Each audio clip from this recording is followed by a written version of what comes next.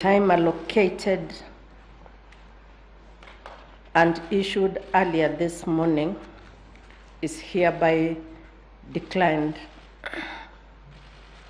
Direction number 2, representation of the IEBC. After the various petitions were filed and served on the IEBC, and the chairman of the IEBC, Wafula Chebukati, appointed counsel to represent him. The law firms went on record and filed their responses respectively. At the same time, the 4 commissioners, namely Juliana Sherere, Vice Chairperson, Francis Wandera, Justus Nyangaya, and Irene Masit, were named as respondents in various petitions individually, and they retained their respective counsel, and they filed their responses. On the 27th of August 2022, the firm of Ciira and Company Advocates lodged a notice of appointment of advocates that is dated the 26th August 2022, purporting to act for the IEBC. At the pre-trial conference this morning, the issue of the legal representation arose. The IEBC, through the firm of Iseme Maema and Kamau Advocates, filed an application on the 29th of August 2022, seeking to strike out the notice of appointment and all pleadings by Ciira and Company Advocates. The motion was supported by an affidavit filed and deposed to by Marjan Hussein Marjan, the Secretary and Chief Executive Officer of the IEBC. We have now been called upon to give directions and to resolve the question of legal representation of the IEBC. We have considered the pleadings, the record, and the brief statements by counsel. It's our considered view that this court cannot deal with the issue or any dispute as to the legal representation of the IEBC as an institution in these petitions. It is not the business of the court to determine who represents the IEBC in whichever formation. There is an internal issue which must be resolved by the IEBC, its commissioners, and other internal organs. This court will not be drawn into this dispute in these circumstances. As a result, the application to strike out the notice of appointment and pleadings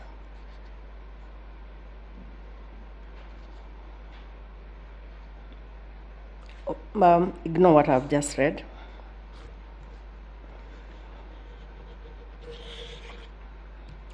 We've considered these arguments, and as a result, we allow the application dated the 29th August 2022. That is to say, the notice of appointment filed by Ciira and Company Advocates is struck out. The 4 commissioners are at liberty to deploy and utilize the services of Senior Counsel Paul Muite and Ciira Mansour Advocate if they deem it necessary in these proceedings. Direction number 3, pleadings filed out of time. As regards pleadings that were filed out of time for whatever reason, whether because the judiciary electronic filing system was down and or slow, or due to late service, we direct as follows. On account of the dictates of Article 48 of the Constitution of Kenya 2010, in respect of access to justice and the national importance nature of the presidential election petition, we direct that all pleadings that were filed out of time, including those that were filed by 2 p.m. today, be and are hereby deemed to have been filed in time. The parties against whom such filings are made shall not respond to them by way of replies, but rather shall be at liberty to respond thereto by way of oral submissions during hearing. At all times, this court reserves the right during judgment, upon consideration of the issues therein raised and the relevant law, to expunge from the record pleadings that offend the procedures of the court or have the effect of mutating the original petitions. Number 4, scrutiny. We direct the Inspector General of Police, in liaison with the Registrar of this court, to provide adequate security during the exercise of scrutiny. Direction number 5, additional counsel. Excuse me. The number of counsel permitted in the courtroom beginning tomorrow remains as directed by this court this morning and shall be firmly enforced. Direction number 6, further affidavit. Learned counsel for the first respondent, the Honorable William Samoei Ruto, has informally applied for leave to respond to 2 affidavits presented by the Attorney General in petition number E007 of 2022. With effect from today, the 30th day of August 2022, 2 p.m., as indicated in paragraph 3 above, the court will not entertain any further lodgement of pleadings. However, counsel is granted leave to respond to the 2 affidavits that were presented by way of oral submissions at the hearing. Direction number 7, amici applications to participate in scrutiny. Mr. Charles Kanjama, Senior Counsel, Counsel for the amicus, John Walubengo, Counsel for the amici, John Walubengo, Dr. John Sevilla, and Martin Mirero, has made an application to participate in the scrutiny exercise ordered by this court in a ruling delivered today, the 30th of August 2022. He now wishes to make a report on the same and, if need be, amend his amicus brief, which is already on record. Quite rightly,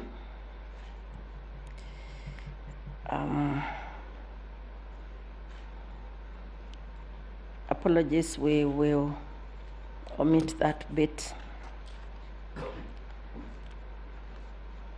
This is the direction. The role of the amici ought to be limited to the written brief. That's common knowledge.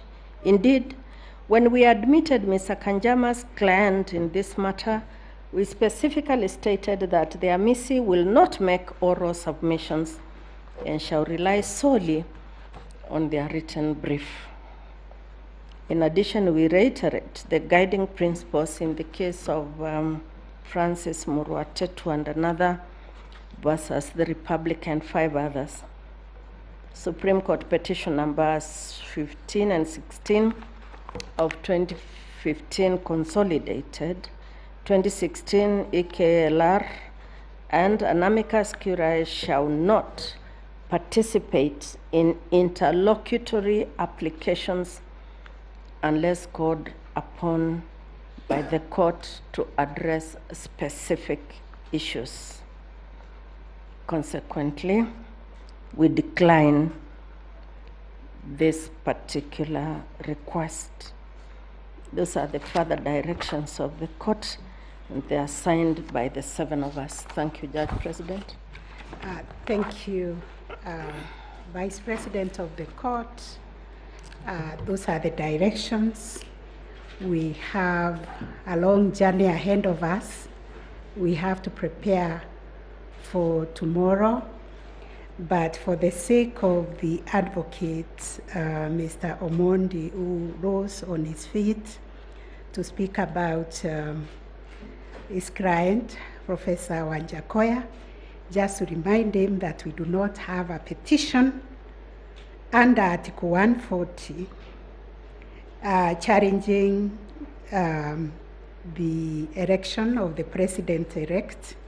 We also do not have an application seeking to join the proceedings. You have heard the directions given that we have closed the proceedings.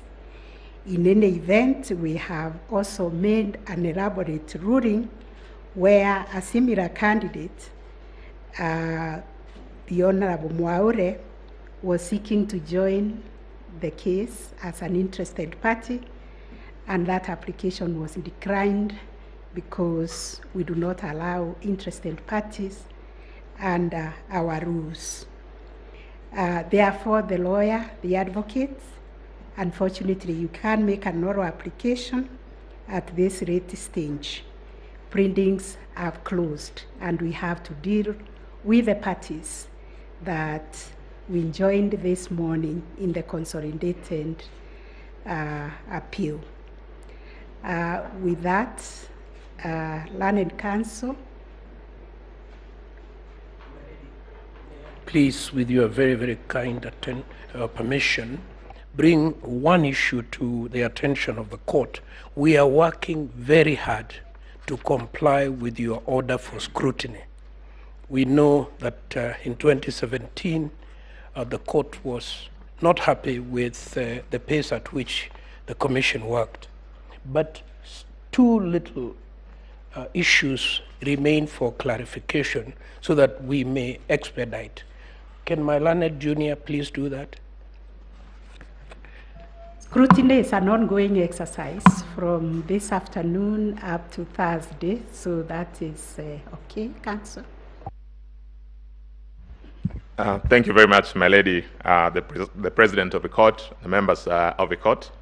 We had occasion this afternoon after the court broke to compare notes with the registrar in terms of how the orders on scrutiny will be complied with.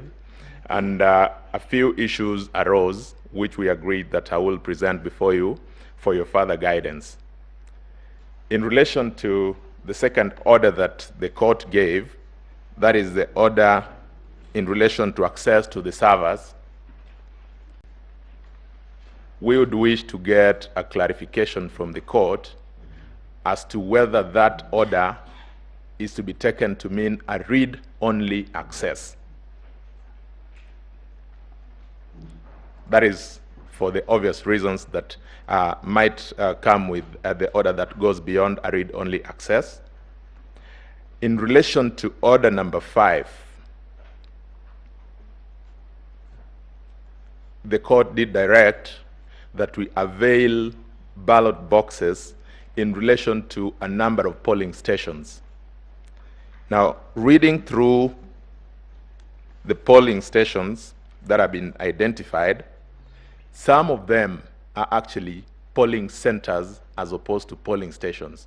So we wanted to get a clarification as to whether where you indicate a name that refers to a polling center, then it, as of necessity, also means that we are talking about ballot boxes from the center and not from the polling station. In relation to order number 7, that is touching on the Form 32As, these forms, my lady and my lord, is supposed to be kept in the ballot boxes after close of polling in the respective stations.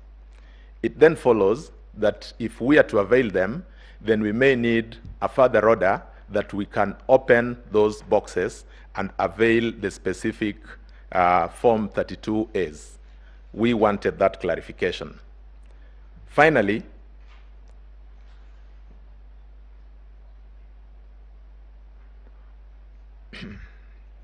as part of compliance with the very strict timelines that the court has given in relation to the scrutiny, we did write to the registrar of the court so that following that order number 7, the part that says that the IBC should provide certified copies of Form 32A and 34C Book 2 used in the impugned elections, subject to the applicants providing to the IBC specific contested polling stations for compliance thereof. We did write to the registrar this afternoon when we left court, and we requested that the applicants then avail those contested polling stations, possibly by close of business today, to enable us comply. But for the comfort of the court, I would want to just echo what my learned senior counsel, Githu Muigai, did indicate. We have commenced the process of compliance, particularly with the ICT component. I'm most obliged. With your kind permission, my ladies and my lords, the application was my application. My lady, sorry for that.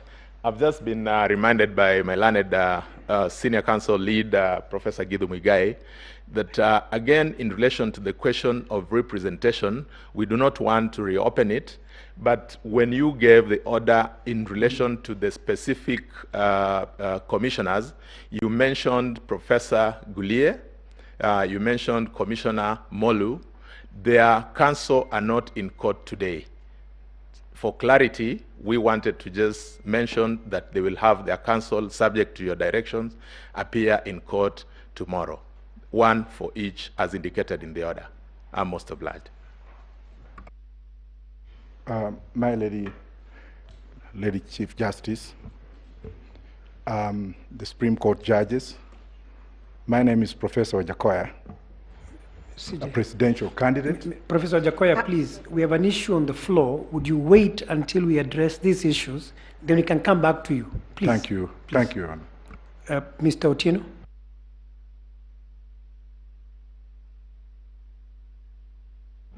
Prayer number 4 that you've granted in the morning, my lords and my ladies. In our application, we had requested for Form 34A's Book 2 of 2, but in your directions, I believe it was misspelled. It was indicated as Form 34C Book 2. So maybe when you give directions, you can clarify that it's Book 34A, so it's Forms 34A Book 2, not 34C. That's all.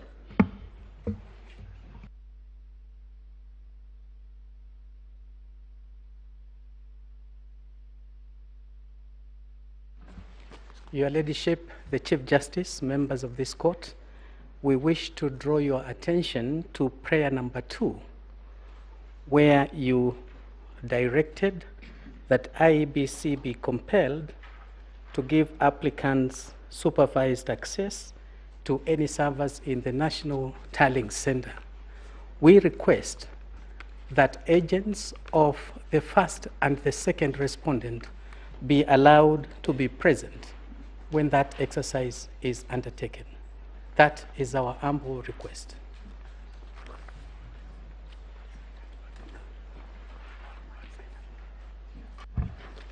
Yes, may it please you, Madam Chief Justice, my lords and ladies.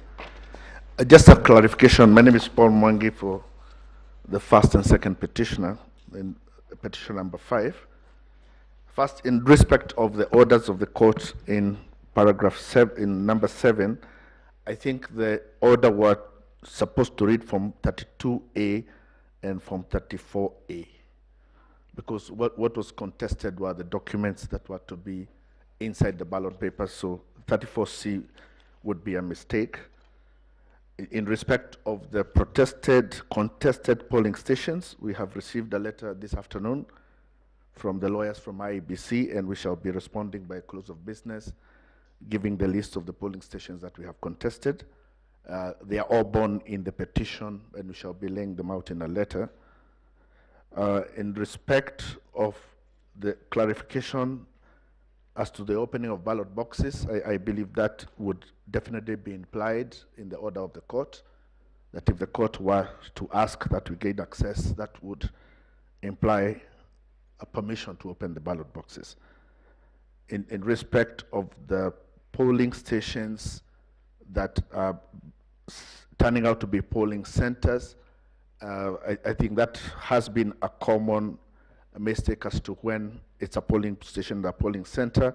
Our position should be that if it has been described as a polling center, then the order would relate to all the polling stations in that center. And lastly, in respect of the access, this court has said that we are to have supervised access. And then the question would not be whether it will be described that read-only. We are to obtain all the necessary access to do an audit of the information that is needed, so long as it is supervised. That is all. Thank you. I will request the Honorable Mr. Justice Lenaura to respond to those issues on behalf of the court. Thank you very much, Judge President. Let me begin from the last issue, Mr. Mwangi. Indeed, it is polling stations. Following minor KI, anything to be done must begin from the polling station. So where there's a reference to Belgut polling center, it refers to the polling station. So again, that should be the reference that you're talking about. So let's follow that direction. On the question of contested polling stations, I think that's resolved. You will give the list to the registrar and to the applicants and to the IEBC by close of business today. On prayer number 7, that is a typo. The reference is to forms 32As and 34As, not 34Cs. 34Cs is so it's 34A. And so we amend the direction to read that.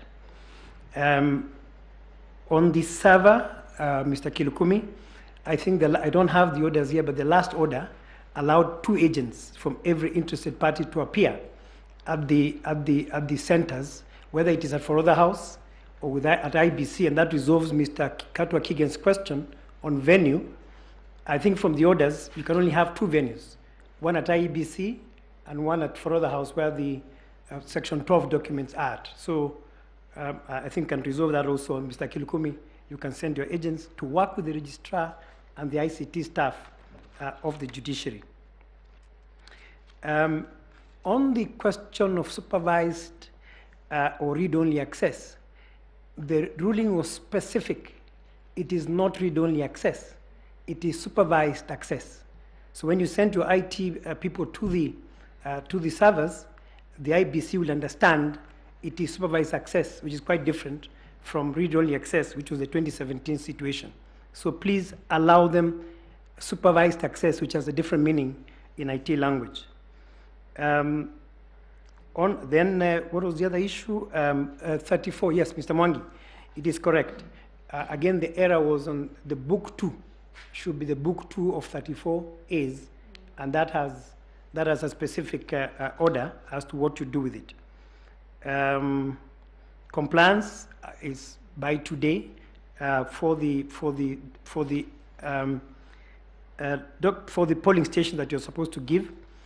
But remember also, one, the question of security, and I think that will be addressed by IBC, and that I think as Chief Justice resolves all the issues that were raised by the parties, unless I've left any. I don't think I have. I think I've addressed all, have I? Yes, I have. Thank you very much, Chief Justice. Thank you. There was an issue being raised by Professor Wanjakoya, although I gave directions. I don't know what you wanted to tell the court. Lady Chief Justice, members of the Supreme Court, I would like to take this opportunity by thanking you, because this is my first time to address the Supreme Court in this country, given the fact that I practice in other jurisdictions. Now, the ball of contention is, and I know, Your Honor, you have already addressed the issue, the ball of contention is, I'm a presidential candidate. I was in this room this morning. My counsels were refused to come in because we had already made a ruling apportioning the number of lawyers that were supposed to come in here, which is okay. But what I want to beg or to pray is that I pray to be given some opportunity, probably under your discretion, so that I can also be enjoined to speak through my counsel on case number 7, of which I was enjoined as an interested party. I've already submitted my responses, and in this room and in the absence of Raila Amolo Odinga and Honorable Ruto, I think I'm the most aggrieved person here, despite the fact that we have also other interested parties. You should also take cognizance that I've run for election in this country. I've traversed this country. I am very seriously injured, and I need to be given an opportunity under exceptional circumstances, if any. And finally, I would also like to thank those who are here, especially Githu Muigai and James Orengo, for having successfully made me to be who I am today, and my alumni.